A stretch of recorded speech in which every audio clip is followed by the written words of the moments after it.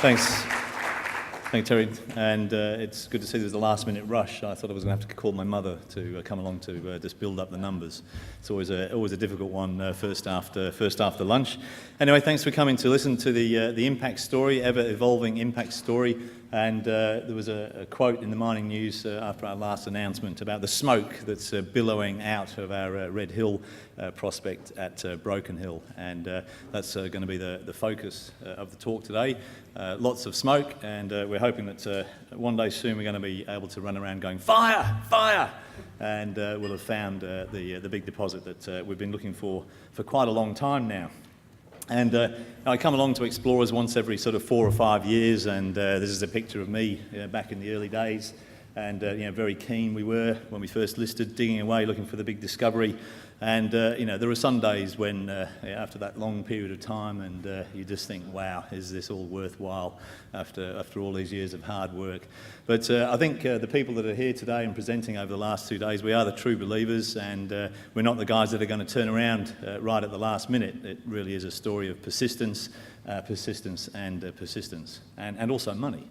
And we're hoping that perhaps the turnaround we've seen in the gold price the last few months, that there's almost a boom back on again, and hopefully that's going to trickle through to the rest of the industry.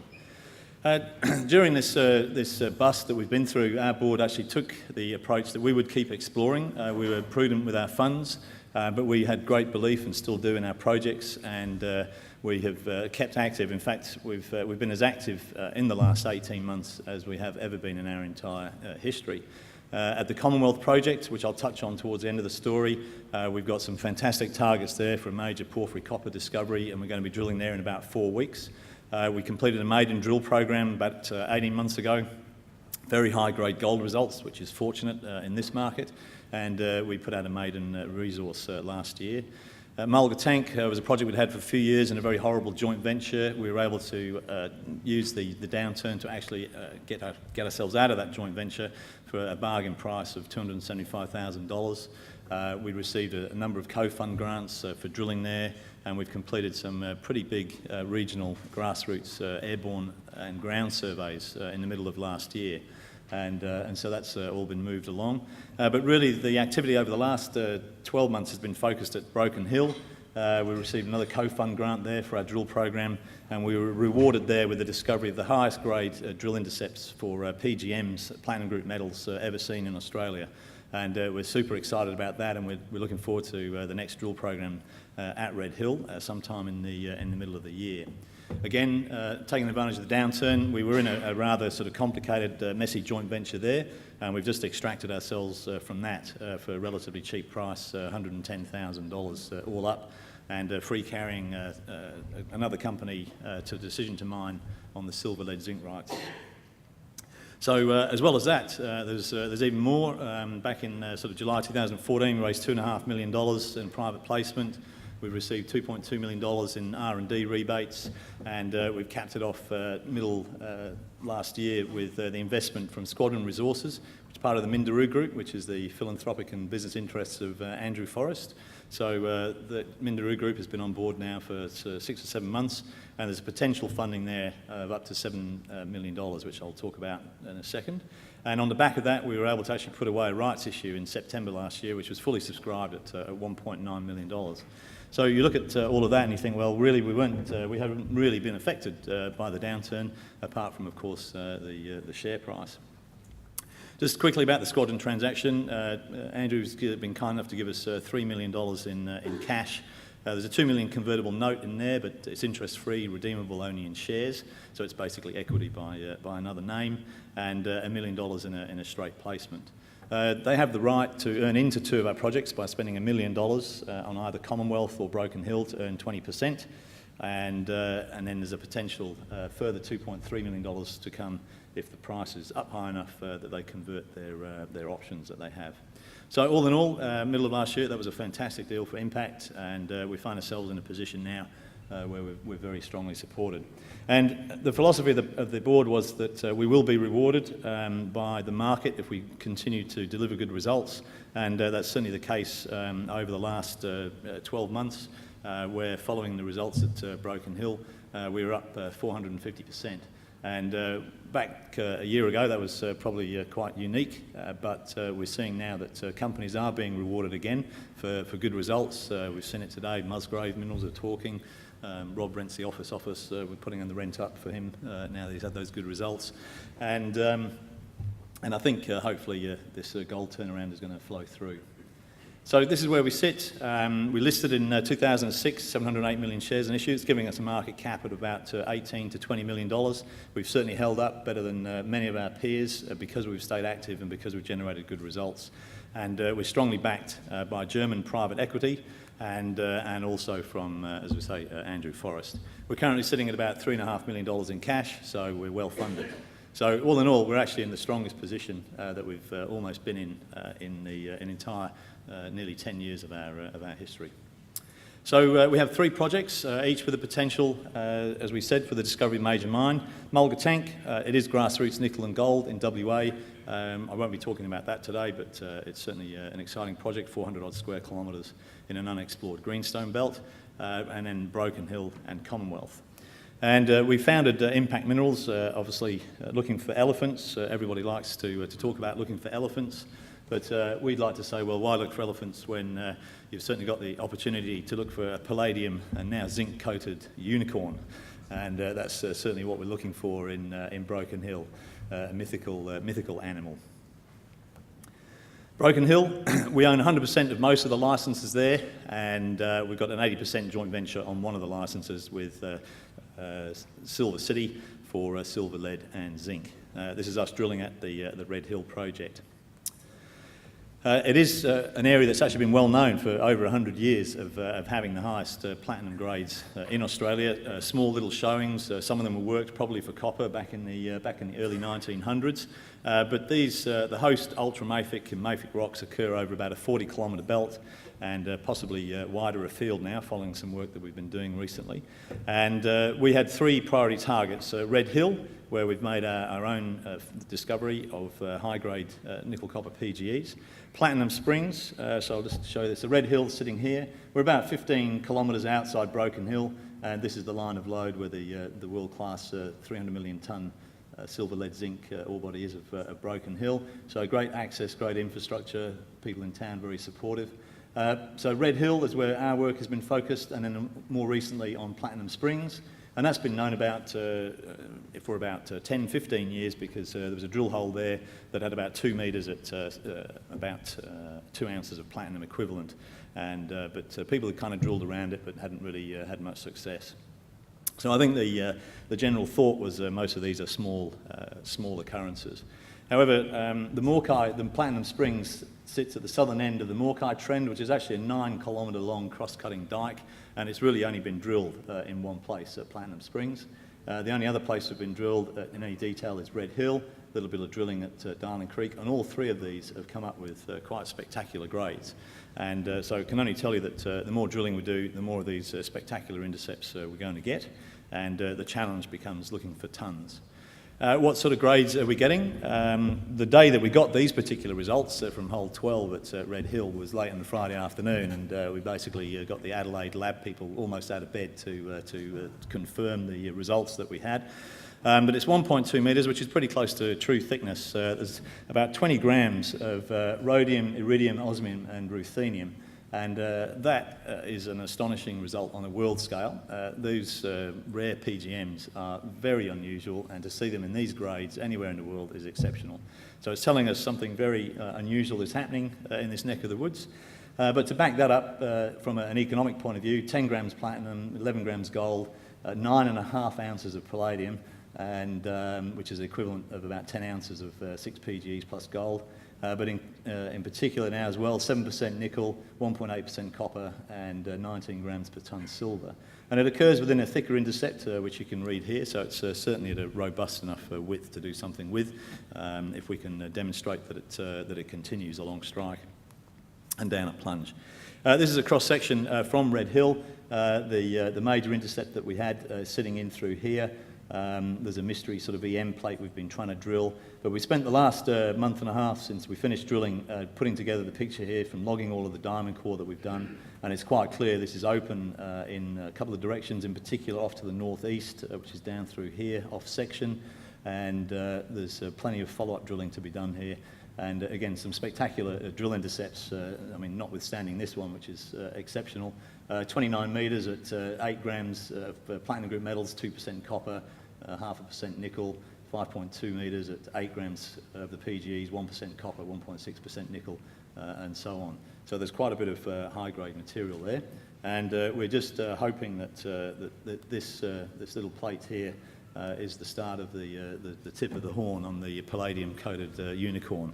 And we're going to be drilling there, as I say, trying to find the rest of the body in the middle of this year. So this is where we've been drilling.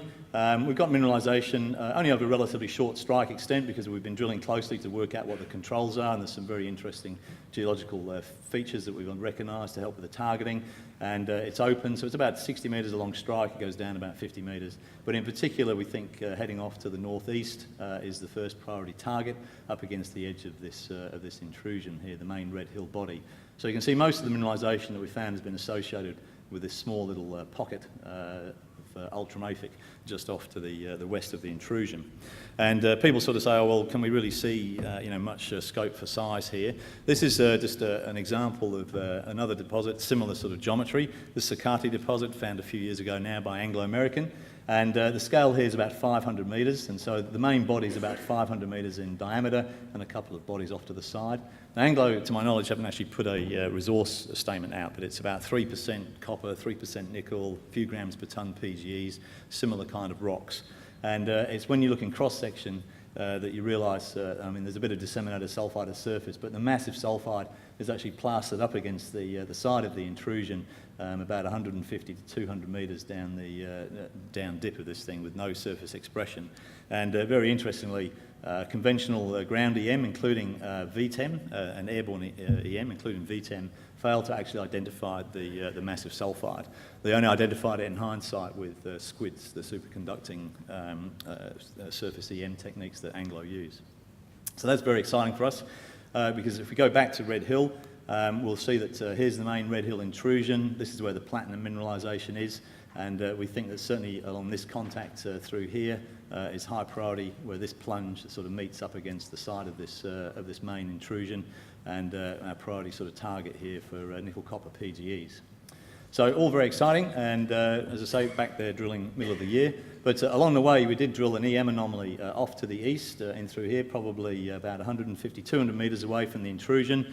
And we did actually intersect some very strong and high-grade Broken Hill style mineralisation, zinc, lead and silver, and we're also getting some strong indications of copper and silver in there as well. So it's come to a situation where we've ended up with economic or robust widths and grades of 12 different metals in this one small part of the Earth's crust. And that tells us, as exploration geologists, there's something very special happening here. We've got early stage lead, zinc, silver. It's being overprinted and intruded by this later nickel copper PGEs, and maybe where the two intersect again along this boundary here could be an area of some pretty interesting exploration activity. This is the zinc result. So it's two 1 metre intercepts. They're quite close together, so it's bulking out at 5 metres at 10%. But the individual 1 metre intercepts are super high grade, 26% zinc, 2.8% lead, and 4 ounces of silver. So again, just extraordinary results. And the question is, can we find this in a much thicker area? And a lot of the work and mapping that we've done, this is the cross-section. Here are the two zinc intercepts. We've got some good copper hits, 0.7 metres at 2.4% copper, and just about half an ounce of silver. Drill targets here. It's open at depth, a long trend. And one of the characteristics of the mineralisation at Broken Hill is that the mineralisation is often in thickened fold hinges, and we believe that we're on the limb of a major fold here, and we've identified in the previous slide here a significant fold hinge not previously recognised. I think this material here, which is the Broken Hill lode rocks, folds around, and that this hinge here is a high priority area for that type of thickened massive sulphide. And interestingly enough, we've got a very strong IP anomaly about 2 years ago, which we didn't really understand because there was nothing at the surface to understand at this point here. There's the IP line sort of through there. And we've actually got a very strong IP anomaly at this position here, which might reflect some of the disseminated sulfide in the core of this fold. So super targets and a major drill program to come. Just stepping back and looking at the northern end of the Morkai complex, we're sitting at the end of this 9-kilometre long trend. Only one area has been drilled, there's Platinum Springs, but there's high-grade rock chips running up to an ounce or more of platinum along the entire strike length of this 9 kilometres. It is a major crack in the Earth's crust, and only one area been significantly drilled. I think there's 2 holes at Round Hill, and that's about it. So wide open, and we'll probably be doing some significant ground work there as well over the next quarter. We did drill at Platinum Springs, close to that previous drill intercept. There was none of that material left. It's probably a pod that's at least 25 metres in extent, and it's absolutely beautiful material. It's classic magmatic sulfides, nickel pentlandite, chalcopyrite, pyrrhotite. And these are the grades we got, 0.6 metres at nearly just over an ounce of platinum and palladium, and over a gram of gold, 7% copper, 7% nickel, and ounce and a half of silver. So these are the prizes. This is what we're looking for. We believe there is a big one of these lying here. We've done a lot of work on the nature of these ultramafic rocks, the structure, where they've come from, where they might be going, and we've got a great belief that there's a huge, massive sulfide body to be found of this nature in the Broken Hill area. And just a bit of a demonstration of the size of the thing we're looking for. This is a map of the Voisey's Bay area. It's one of the world's largest nickel mines. And Voisey's Bay occurs in a crack in the Earth's crust that's about 7 kilometres long. And it's been a big discovery. But interestingly, most of the material is in the structures that sort of go down several hundred metres below surface. In fact, Voisey's Bay goes down as deep as sort of 800 metres below. So this is the kind of scale of thing that we're looking for. Deep-seated structures, the sulfide's leaked up it. And we're certainly hopeful that we're going to get a bigger body of that massive sulfide. Just a few slides to finish off. Commonwealth. We haven't really spent much time putting out announcements on Commonwealth over the last 18 months since we completed the drill program for the resource, but we've been doing a hell of a lot of work there. IP surveys, gravity surveys, mapping, sampling, and the results of that are actually pretty spectacular. So we've got the resource that we have sits in the base here. There's a very large silica cap sitting over the top, which is Silica Hill, and it's to the north here. We have a target that we've been calling the Donut. Hopefully nobody's feeling hungry talking about donuts because we've just had lunch. So, but we're going to be drilling the Donut in about 4 weeks' time, and we think that it's a fantastic target for a major porphyry copper deposit similar to Cadia Ridgeway. And we're about 100 kilometres north of Cadia Ridgeway in the same belt, in the Lachlan Fold Belt. It is a fabulous place to be exploring. And again, I've always been astounded by the lack of significant exploration in this area. It's ridiculous. A bit of extreme sediment sampling after Cadia Ridgeway was found, but virtually no other work of significance in this northern part of this belt. And we have defined the resource based on previous drilling and some of our own drilling. It's a modest size, 700,000 tonnes. It's about 2.8 grams of gold. There's an ounce and a half of silver in it, a bit of copper, lead, and increasingly zinc. Now that's over about 300 or 400 metres of strike, down to about 80 or 90 metres. Now that's potentially a profitable starter pit because we are finding the high-grade lenses of massive sulfide, and these are our targets for follow-up work, and also what we've been trying to identify in our regional exploration. So if you look at the northern part of the deposit, most of the material is actually in here, 145,000 tonnes at 10 grams of gold equivalent. So about half the gold equivalent is contained in that one small pod.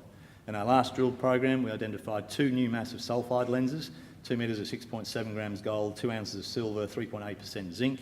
So we think there's a big drill target in this position, and a spectacular drill intercept here, 7 metres at 25 grams gold, which was actually 4 metres at 41, bonanza sort of intercept. And again, no drilling around it, and we've now identified an EM target immediately adjacent to it, and we've also got an EM target at depth underneath this pod of mineralisation here. Now these pods are full of zinc, there's not much copper in them, and so they don't respond to EM. And so we think that potentially then the EM anomalies that we've got here have got a high chance of being copper-rich bodies rather than the zinc. So that's going to be the first area to be drilled. But really, what we're looking for here is something like Woodlawn, and I think Heron are talking, is it later today, or did they talk already? It's about 7 million ounces gold equivalent. They've been getting some spectacular drill intercepts in these lenses, and if we look at the sort of average depth of drilling at Commonwealth, we're sort of sitting in through here. So we think we've snaffled a few of these sort of lenses, and maybe there's many more of them to be found at depth. Just to finish off with, standing back, Commonwealth Mine is in this position here. We've now done a significant amount of groundwork. As I said, there's gravity, there's IP, there's geochemistry over an area that's about 3 kilometres by 3 kilometres. And I can't believe how many anomalies we've actually generated here. This is a very live area, some very significant gravity targets. The gravity identified the massive sulphide here very nicely. We've got about a dozen targets of that to go and drill. And we think that the whole thing is potentially being driven by a large porphyry copper-gold system up here in the donut. To the north, strong copper in soils through here, and a gravity anomaly suggesting there's a significant intrusion at depth underneath and driving this entire system. It is again unusual to see such a large amount of mineralisation. We've just finished an IP survey. There'll be some results to come out of that over the walls, Welcome Jack area. Some spectacular rock chip samples in the old days, 15 grams gold, 1.1 kilograms of silver, and we've got a very significant gold-rich zone that will also be drilled out. So we're looking to start in about 4 weeks, and we'll be putting out a lot of information on Commonwealth over the next month as we lead into that. And in the background, of course, we'll still be pushing along Broken Hill in the search for our palladium-coated unicorn. But if we get some success at Silica Hill and the donut, we can put a coating of copper over the top of it to round it all off. Anyway, thanks very much for your attention. Please come and see us at the booth if you have any questions. Thank you.